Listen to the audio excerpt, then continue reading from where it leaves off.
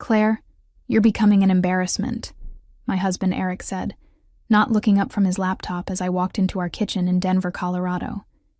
The words hit me like a physical blow, especially after the day I'd had at Sundale Financial, where I worked as a senior investment advisor. I had just closed a major client deal worth over $2 million, but instead of celebrating, I was walking into another evening of criticism. My name is Claire Beasley, and I'm 45 years old. For the past 18 years, I'd been married to Eric, a corporate attorney who worked at one of Denver's most prestigious law firms. We lived in a beautiful house in Cherry Creek, the kind of life that looked perfect from the outside. But lately, everything felt like it was crumbling beneath my feet. The past year had been the hardest of my life. My father passed away in March after a long battle with cancer, and I'd been struggling to cope with the grief while maintaining my demanding career. The wine I'd been having with dinner had gradually become a way to numb the pain, and Eric had noticed. What started as concern had morphed into something much crueler. "I had a great day at work today," I said quietly, trying to shift the conversation. "The Morrison account finally. Nobody cares about your little victories when you can barely function as a wife," Eric interrupted, his voice dripping with disdain. "Look at this kitchen. Look at yourself." I glanced around the kitchen, which was admittedly messy from the morning rush, then down at my work clothes that were wrinkled from a long day. His words stung, because there was just enough truth in them to make me doubt myself. I had been drinking more, and I had been struggling to keep up with everything. "Eric, I'm trying my best here. This year has been..." "Trying your best?" He laughed, a sound that made my skin crawl. "Your best is pathetic, Claire. You're becoming unstable, and frankly, I'm tired of covering for you." Something cold settled in my stomach at his choice of words. Unstable seemed like such a calculated term, not something someone would say in the heat of an argument. But before I could process that feeling fully, Eric's phone rang. "I need to take this," he said, walking toward his home office. "Try not to embarrass yourself further tonight." As he disappeared down the hallway, I stood alone in the kitchen, feeling smaller than I had in years. The silence of the house pressed against me, and I found myself reaching for the wine bottle on the counter. But something made me stop. Maybe it was the way Eric had said unstable, or maybe it was just exhaustion. But I put the bottle back and poured myself a glass of water instead. Little did I know that this simple decision would change everything.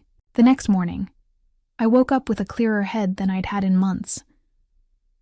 Eric had already left for work, which wasn't unusual, but I noticed he'd left his coffee mug on the nightstand instead of taking it to the kitchen. As I reached to grab it, something small and black caught my eye tucked behind the lamp base. My heart stopped. It was a voice recorder. I stared at the tiny device for what felt like hours, but was probably only seconds. Why would Eric be recording me in our bedroom? My hands shook as I carefully examined it without moving it from its position. The red light indicated it was actively recording. Suddenly, every conversation we'd had recently took on a different meaning.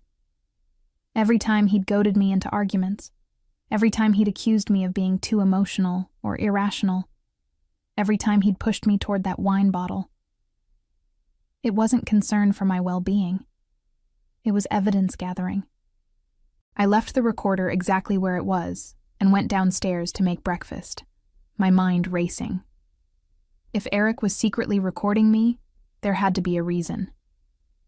The word unstable from the night before echoed in my head. Was he building a case against me? Over breakfast, I forced myself to think logically. I'd been a successful financial advisor for over 15 years. I knew how to analyze situations, gather data, and make strategic decisions. If Eric was playing a game, I needed to understand the rules before I could figure out how to win. That evening, Eric came home with flowers, something he hadn't done in months. "I'm sorry about last night," he said, presenting them with a smile that didn't reach his eyes. I know you're going through a rough time with your father's passing. Maybe we should talk to someone about getting you some help." "Help?" I asked, arranging the flowers in a vase. "Just someone to talk to. About the drinking, about your emotional state. I'm worried about you, Claire." There it was again. Language that seemed designed to establish a narrative. I smiled and nodded. "Maybe you're right. Let me think about it." That night, as Eric worked late in his office, I heard him on a phone call. The walls in our house weren't particularly thick, and his voice carried more than he probably realized. "She's getting worse," I heard him say. Yesterday she could barely hold a conversation without slurring her words. I crept closer to the office door, my heart pounding. "I know, baby, but we have to be patient. The recordings are building a solid case. By the time I file, she won't be able to claim anything." The word baby hit me like a slap. Eric was talking to another woman, about me, about recordings, about filing something. I backed away from the door slowly, pieces of a horrible puzzle clicking into place. My husband wasn't just recording me. He was orchestrating my downfall.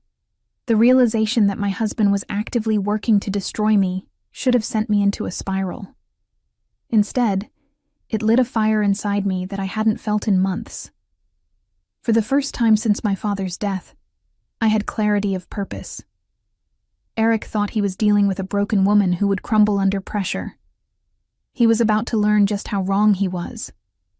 The next morning, I called in sick to work, something I rarely did, and spent the day researching. I learned about hidden cameras, voice-activated recording devices, and digital surveillance equipment. If Eric wanted to play the evidence game, I'd show him how it was really done. My first stop was the electronics store in downtown Denver, where I purchased a small security camera system and several discrete recording devices. The sales clerk, a young man who looked like he knew his way around surveillance equipment, gave me a crash course in placement and retrieval. "You want these where there's natural conversation, but not obvious snooping," he explained. "Kitchen islands, coffee tables, anywhere people naturally gather and talk." By the time Eric came home that evening, I had transformed our house into a surveillance network. Hidden cameras in the living room and kitchen, voice recorders in his office and car, and backup devices in locations he'd never think to check. If he was recording me, I was going to record everything. Over the next week, I maintained the appearance of the grieving, struggling wife Eric expected to see. I poured wine at dinner, but barely touched it. I seemed distracted and emotional during our conversations. I played the part he needed me to play, while my devices captured every moment of his performance. The breakthrough came on a Thursday evening. Eric thought I was upstairs taking a bath, but I was actually in our bedroom, listening through the baby monitor I'd repurposed to hear what was happening in his office. His mistress, I'd learned her name was Victoria, and she worked at his law firm, had come over for what Eric thought was a private meeting. "This worthless drunk won't get a penny," Eric laughed, and I could hear Victoria giggling in response. "She's too weak to fight back. By the time I'm done with her, she'll be lucky if she can afford a studio apartment." "Are you sure the recordings will hold up in court?" Victoria asked. "Please." I've got hours of her slurring her words, crying, acting completely unstable. No judge is going to award alimony to an alcoholic who can't take care of herself. What about her job? She makes good money. Not for long. I've already reached out to some contacts at her firm. A few anonymous tips about her drinking problem, and they'll start questioning her judgment with client accounts. She'll be fired within a month. I listened to them plan my complete destruction with the detached fascination of someone watching a nature documentary about predators. They had no idea they were being recorded. No idea that every word of their conspiracy was being captured in crystal clear audio. That night, I knew exactly what I had to do. The next morning, I made a decision that would change everything. Instead of continuing to gather evidence in secret, I decided to accelerate Eric's timeline. If he wanted me to appear unstable, I'd give him exactly what he was looking for. but on my terms. I started by calling Sundale Financial and speaking with my supervisor, Helena Reynolds. "Helena, I need to take some personal time," I said, making sure to sound slightly shaky. "I'm dealing with some family issues related to my father's estate, and I think I need a few weeks to get my head straight." Helena, who had been my mentor for years, was immediately concerned. "Claire, is everything okay? You've seemed stressed lately." "I'm fine," I said, letting a slight tremor creep into my voice. "I just need some time to figure things out. Eric thinks it might be good for me too." "Of course. Take all the time you need. Your job will be here when you're ready." Perfect. Now Eric would think his plan to isolate me professionally was working, but I'd actually protected myself by proactively taking leave rather than being fired. That evening, I staged the performance of my life. As Eric walked through the door, I was in the kitchen with a glass of wine in my hand, though it was actually grape juice mixed with water. I'd spilled some on my shirt and messed up my hair slightly. "Claire, what happened here?" Eric asked, and I could hear the barely contained excitement in his voice. "I had a bad day," I said, making sure to sound slightly slurred. "Helena thinks I need time off work. Maybe she's right. Maybe everyone's right about me." Eric moved closer, and I could practically see him calculating how this would play in divorce court. "Honey, I think you should sit down. You seem upset." "I called my sister today," I continued improvising. "Told her about how you've been helping me deal with Dad's death. She thinks I'm lucky to have such a supportive husband." The irony wasn't lost on me, but Eric ate it up. "I just want what's best for you, Claire. Maybe we should look into some treatment options." "Treatment?" I let my voice break slightly. "You think I need treatment?" "I think you need help. And I'm going to make sure you get it." That night, after Eric went to sleep, I downloaded all the recordings from my devices and began organizing them into a comprehensive file. What I found was even worse than I'd imagined. Eric had been systematically documenting what he perceived as my failures for months, creating a narrative of decline that started well before my father's death. But more importantly, I had captured his real voice, the cruel, calculating man who laughed about destroying his wife's life with his mistress. The contrast between his public persona as a concerned husband and his private cruelty was startling. The next day, while Eric was at work, I made a phone call that would change everything. I'd researched investigative journalists in the Denver area and found Rachel Moore, who wrote for the Morning Ledger and specialized in stories about abuse of power and legal manipulation. "Mr. Moore's office," came the professional voice of her assistant. "I'd like to speak with Rachel Moore about a story involving legal fraud and domestic manipulation," I said, my voice steady and clear. "Can I get your name and a brief description of the situation?" "My name is Claire Beasley. My husband is a prominent attorney who's been secretly recording me and manipulating evidence to build a false case for divorce. I have recordings of him admitting to conspiracy and planning to destroy my career.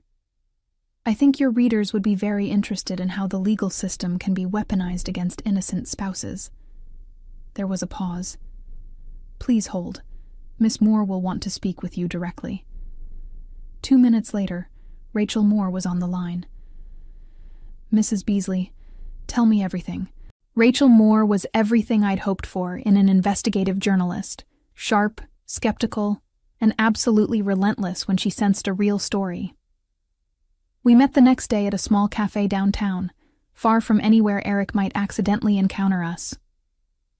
"Before we go any further," Rachel said, pulling out a recorder of her own, "I need to make it clear that anything you tell me will be verified independently. I don't publish he said she said stories. I need evidence." "I have evidence," I said, sliding a USB drive across the table. Hours of audio, video recordings, financial documents showing money being moved without my knowledge, and communications between my husband and his mistress detailing their entire plan. Rachel's eyebrows raised as she pocketed the drive. "This sounds almost too convenient. Why are you coming to me instead of just using this in divorce court?" Because this isn't just about my divorce, I said. Eric isn't the only attorney who's figured out how to game the system. He's told Victoria about other cases where he's used similar tactics. This is a pattern of behavior that goes beyond just one marriage. Victoria is the mistress? Victoria Hendricks. She's an associate at his firm, Bramcove Holdings Legal Division.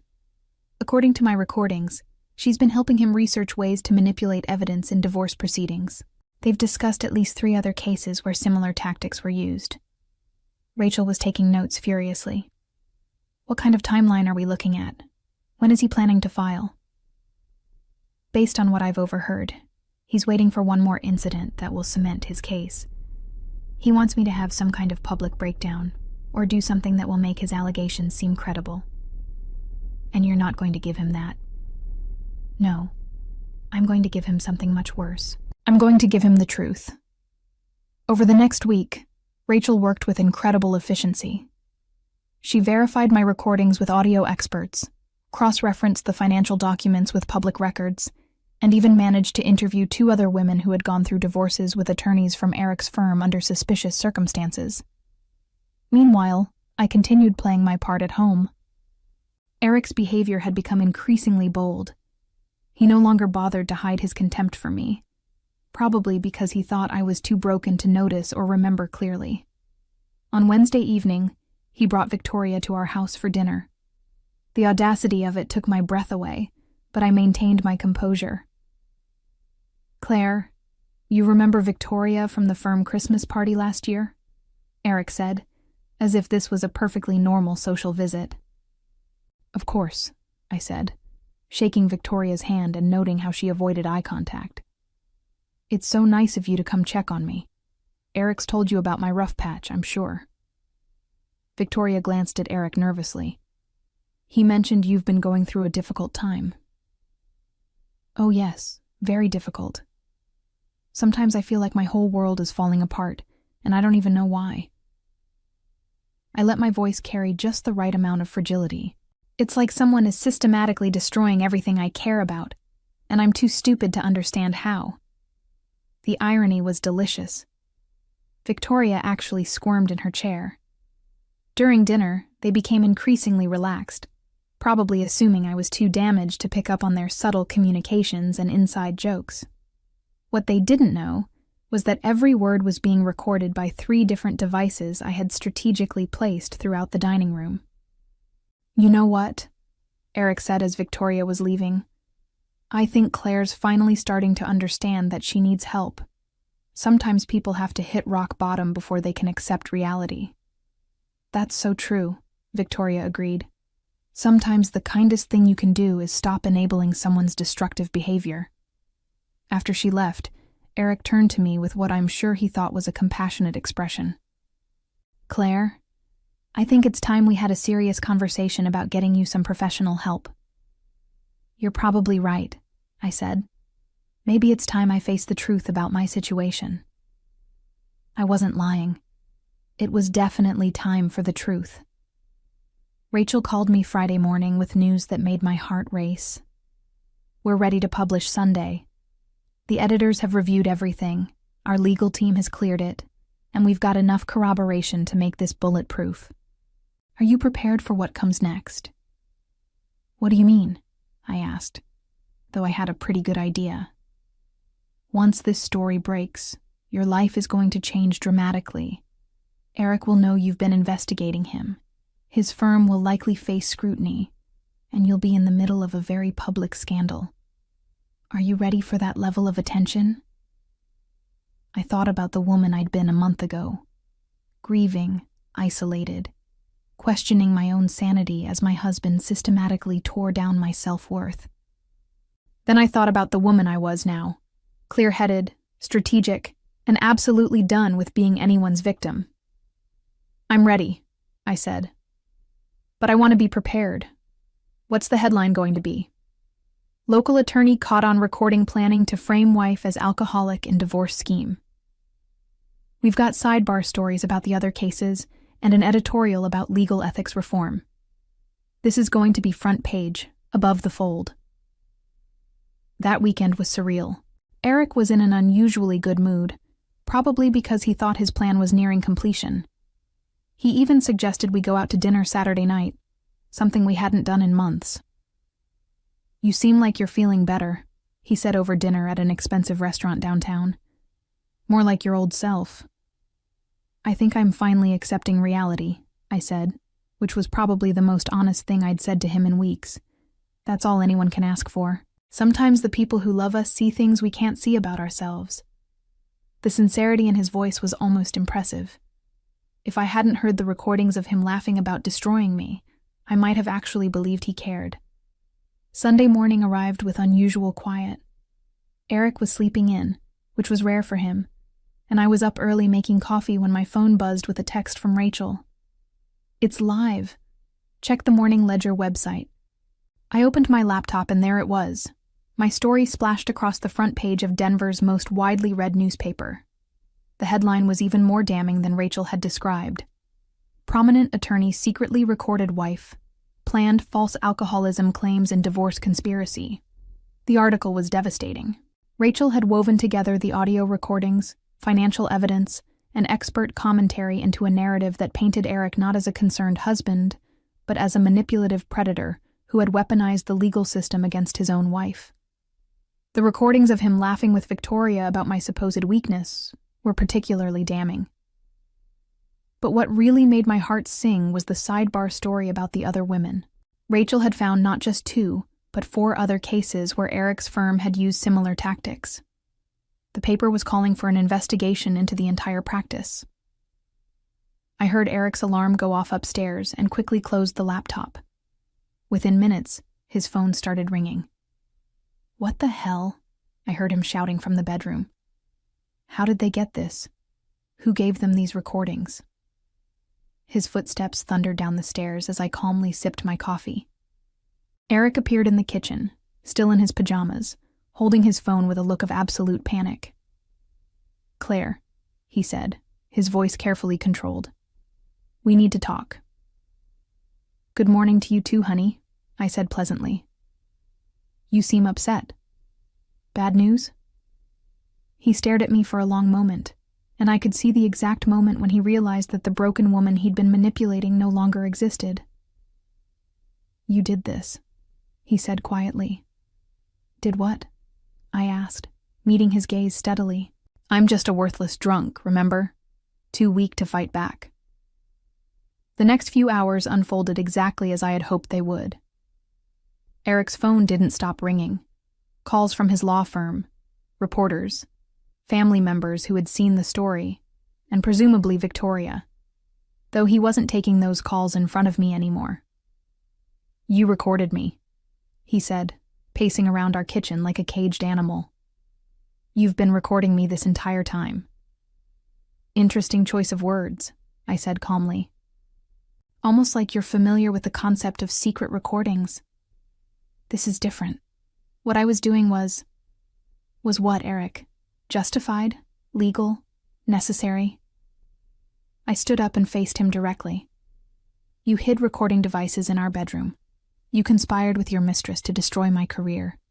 You planned to take everything I've worked for and leave me with nothing. So please explain to me how what I did was different."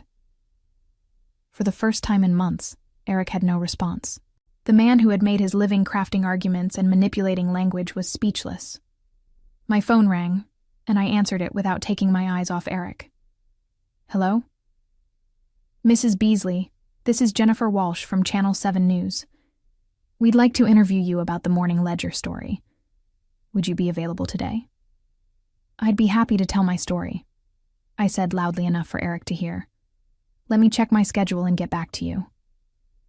As I hung up, Eric's face had gone completely white. "Claire, think about what you're doing. If this goes any further, it's going to destroy both of us." "You already destroyed us, Eric. I'm just making sure the truth comes out." His phone buzzed with a text, and I watched his face crumble as he read it. "My firm is placing me on administrative leave pending an investigation," he said quietly. "That's unfortunate," I replied. "I suppose they don't appreciate attorneys who commit fraud and conspiracy." Who would have thought? You don't understand what you've done. My career. Your career built on lies and manipulation? Yes. I think I understand perfectly. By Tuesday, the story had taken on a life of its own. The Colorado Bar Association announced they were opening an ethics investigation. 2 other women had come forward with similar stories about Eric's firm. Victoria had been placed on leave as well, and according to Rachel, she was already looking for a new job outside of Denver. I, meanwhile, had become something of a folk hero. My inbox was flooded with messages from women who had gone through similar experiences, divorce attorneys offering to represent me, and reporters wanting to interview me about domestic manipulation and legal abuse. The irony wasn't lost on me that Eric's plan to isolate and destroy me had instead connected me with a community of people who understood exactly what I had been through. Wednesday afternoon, Eric came home to find me packing boxes in his office. "What are you doing?" he asked. "Packing your things. I filed for divorce this morning, and my attorney advised me to document all marital assets before you try to hide them." I held up a financial statement. "Speaking of which, I found the account where you've been transferring our joint savings. Very thorough of you to leave such a clear paper trail. Claire, we can work this out. We don't need lawyers. Actually, we do. See, unlike you, I'm going to do this the legal way. No secret recordings, no manipulation, no conspiracy. Just facts and evidence presented in open court." Eric sank into a chair, looking more defeated than I'd ever seen him. "What do you want?" "I want what I've always wanted, Eric. I want respect. I want honesty. And I want justice." I closed the box I was packing and looked at him directly. The difference is, now I'm going to get all 3. The man who had once called me too weak to fight back was finally learning just how strong I really was. 6 months later, as I sat in my new apartment overlooking downtown Denver, I reflected on the journey that had brought me here. The divorce had been finalized in my favor, Eric's legal career was effectively over, and I had returned to work at Sundale Financial with a promotion and the respect of my colleagues. My revenge hadn't been about destruction. It had been about truth, and truth had set me free in ways I never could have imagined.